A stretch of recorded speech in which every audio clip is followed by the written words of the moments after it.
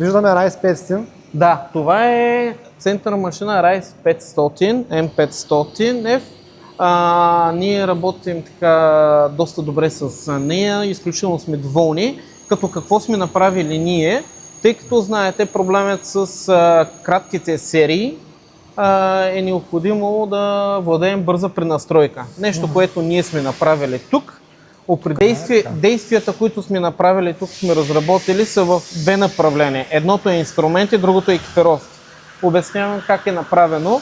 Направено е четвъртата ос, патронника, координатна система G55 е началото на патроника. По този начин много лесно извършваме настройките и дори средно ниво оператор на настройчик ще може да се справи. G57 е патроника, позициониран на масата. И G54 сигурно е... Да.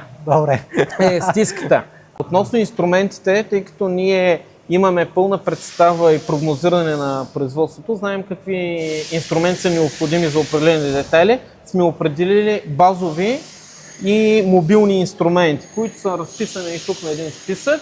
И тези, които са базови инструменти, те стоят абсолютно винаги в машината. Да, не се променят гнездата. Точно така. Това какъв е ефекта? Когато тръгнем да настройваме и ние използваме средно между 4 и 7 инструмента на детайл.